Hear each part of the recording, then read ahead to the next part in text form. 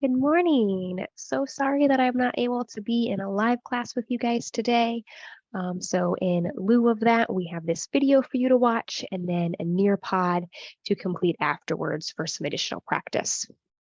The focus of today's lesson is working within OMHS 103. And we are going to be adding and subtracting numbers written in scientific notation. That's our goal, is that by the end of this, you'll be able to do both successfully. All right, when we are adding and subtracting numbers in scientific notation, the nice thing is the basic rules are the same. Just, of course, you will look at the sign and either do addition or subtraction, but the rules for both are the same. So that makes it really nice.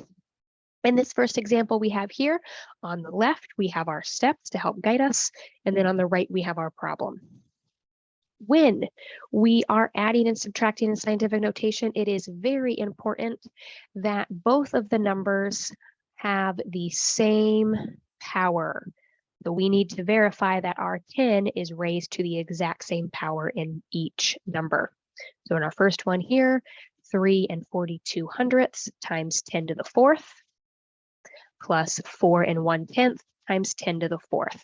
So that checks off. They are both in scientific notation and have the same power, 10 to the 4th. So that means we're good to move on. All we really have to do, guys, and hopefully this will help you feel a little bit better, is we simply just need to add or subtract our coefficient. Because these are considered like terms, because they are both written in the same power, we can add or subtract our coefficient, which in this case would be 3 42/100 and 4 1/10. And we're going to follow our normal rules of decimals. Remember, when we're adding and subtracting decimals, we do need to line them up. And we line them up by ensuring that our decimal point is lined up. We have 4 1/10 plus 3 42/100. Because our decimal points are lined up, that means we do have an empty placeholder here. We can just fill that in with a 0. Now we are going to add, from left to right. So from right to left. Good grief, I did the correct motion, just not the right words. So 0 plus 2 is 2, 1 plus 4 is 5. Bring that decimal point down, 4 plus 3 is 7. We have now accomplished step 2. Step 3 goes on and tells us to go ahead and just write our total, write our final answer in scientific notation, and our power remains the same. So just like when you're combining like terms, you don't change any variables that are a part of that like term. Same goes for these numbers in scientific notation. So we have 7 52/100 and then 10 to the 4th. And this is written in correct scientific notation because my coefficient is greater than or equal to 1 and less than 10, meaning we have our final answer and we can move on. All right, let's go ahead and try one more example like this. So we still have the steps off to the side. This time I'm not going to read them step by step, but they are there for you to refer to, and we're still going to follow them. So our problem this time is 5 57/100 and 10 to the negative second power minus 2 4/10 and 10 to the negative second power. Remember, because we're in scientific notation, we are allowed to have those negative exponents. And I do see that both of our powers of 10 are raised to the same power. They're raised to the same exponent, meaning I am good to go. I can do this subtraction. When we subtract, not only do we need to ensure our decimals line up, it is critical that we go in the order that it provides to make sure our answer has the correct positive or negative sign. So 5 57/100 minus 2 4/10. We'll fill in any empty spots with that missing 0. And now we can just do our subtraction. 7 minus 0 is 7. 5 minus 4 is 1. Bring down our decimal point. 5 minus 2 is 3. Now I'm going to write the final answer in scientific notation. I'm going to put those pieces back together. 3 and 17/100ths and 10 to the negative 2. I am going to inspect my answer, make sure that it's still written in proper scientific notation. It is, because my coefficient right here is 3 and 17/100ths, which falls between 1 and being less than 10. Therefore, another successful problem. All right, but if you've already gotten a jump start on your 103 OMHS lessons, you might be saying, hold up, Mrs. Elstock. They're not always like that. They're not always set up for initial success. So what do we do if we notice that they're not raised to the same power? Let's get into a couple examples like that. So I informed you earlier that they have to be raised to the same power. If we look at this problem right here, that's not the case. We have one number that's 10 to the 5th and another number that's 10 to the 4th. That means we're going to have to kind of temporarily make these numbers not be in proper scientific notation in order for us to complete the subtraction. And then if necessary, we can put it back in proper scientific notation at the end. All right, so here's what I mean by that. We need to make these match. You honestly could go either direction. You could make them both be 10 to the 4th, or you could make them both be 10 to the 5th. I generally just take the smaller one and make it match the bigger one. I don't really know why. I'm just a creature of habit, and that's just what I do.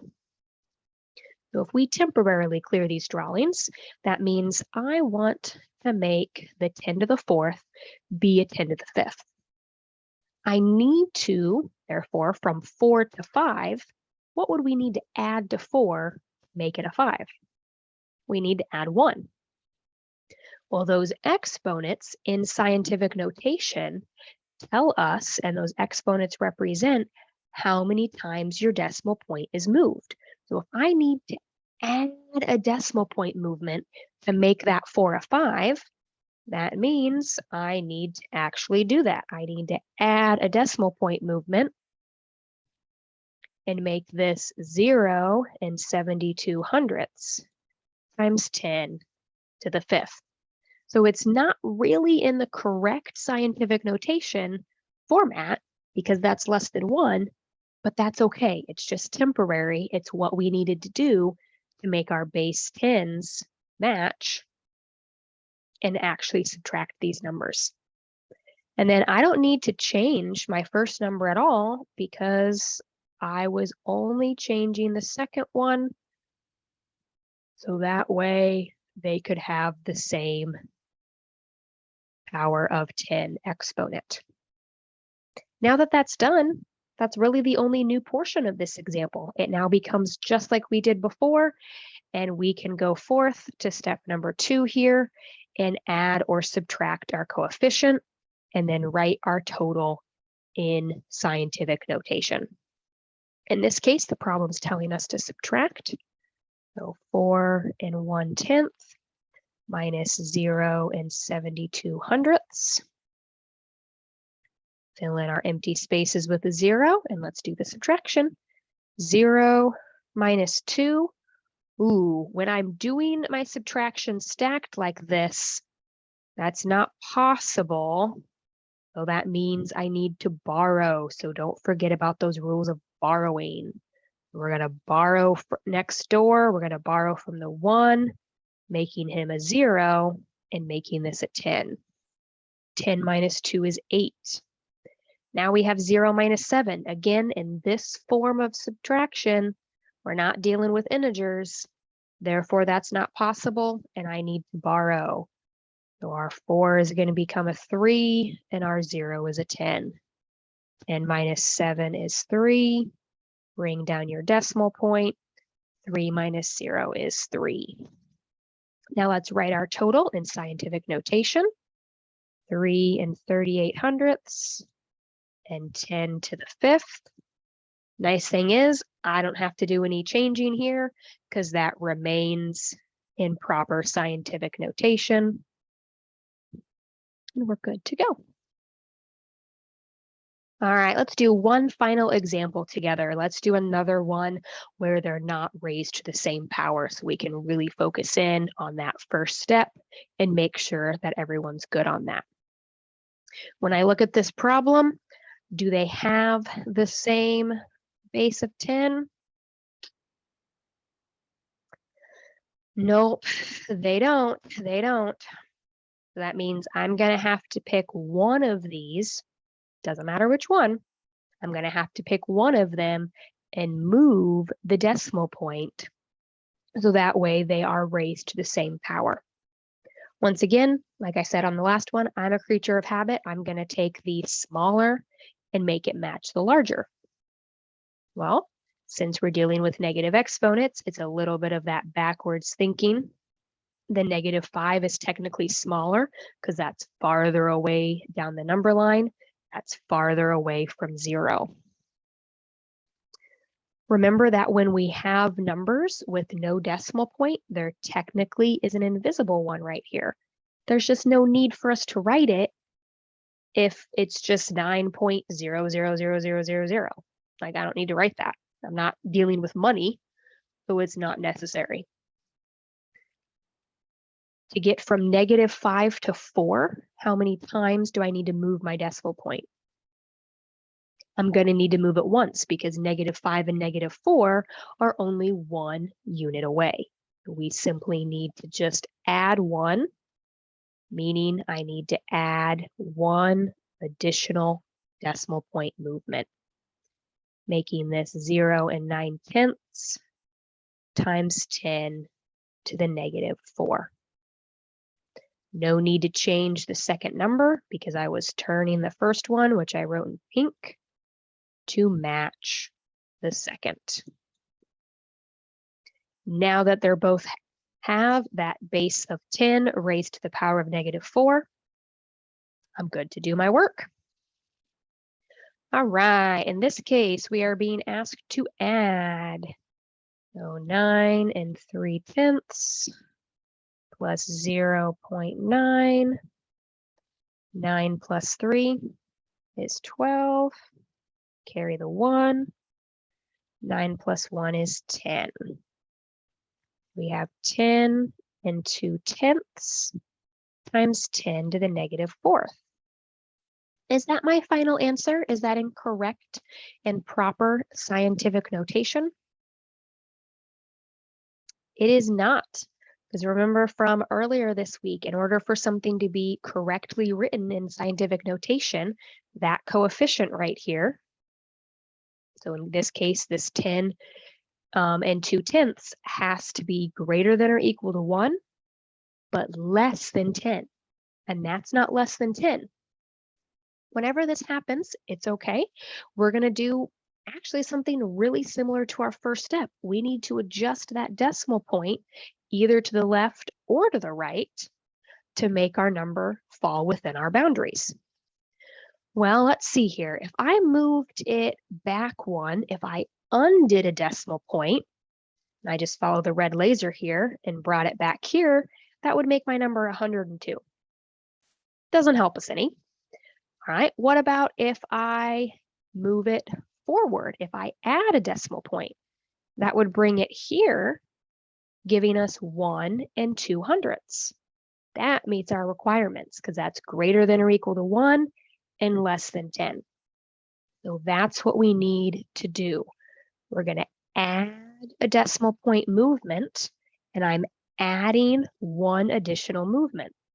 Therefore, we need to add that 1 additional movement to our exponent, because that's what, in the case, in this little world of scientific notation, that's what our exponents represent.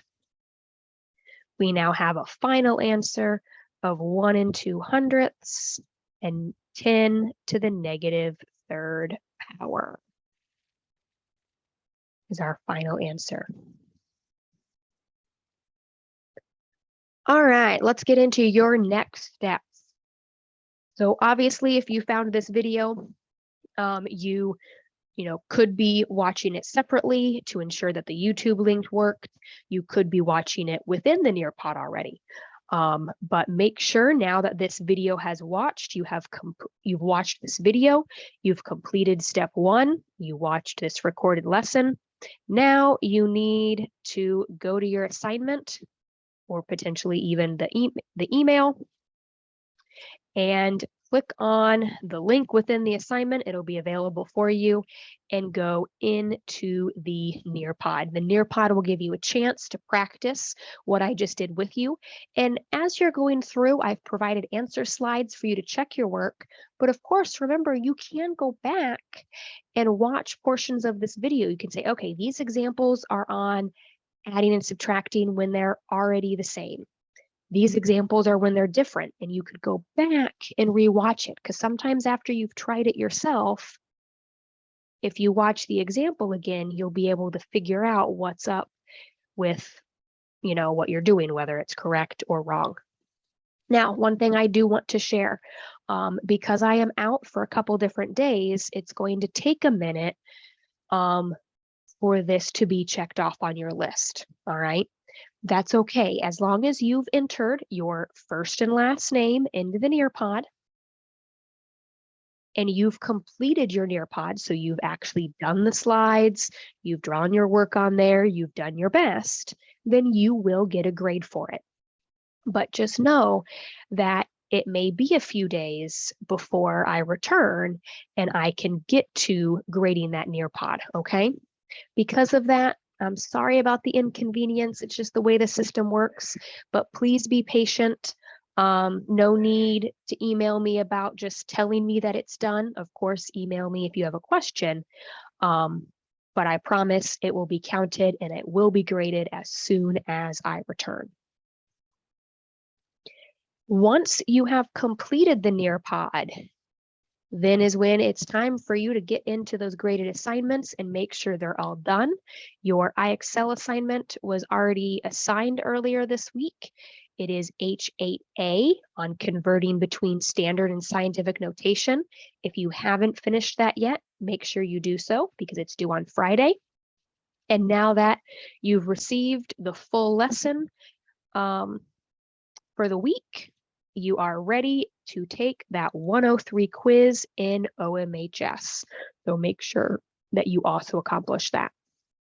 And then my final reminder is, if you haven't already earned those 6 stars, if you haven't already completed your diagnostic snapshot, keep working in that. If you are steady and you work in it about 20 minutes a day, you will get it accomplished without feeling overwhelmed, and you'll be able to get it done in like a week, maybe even less, all right? So just make sure you keep working on that, earn those 6 stars, get that snapshot done if you haven't already. All right, guys, that's all I have for you. Good luck, and I look forward to seeing you when I return. Bye.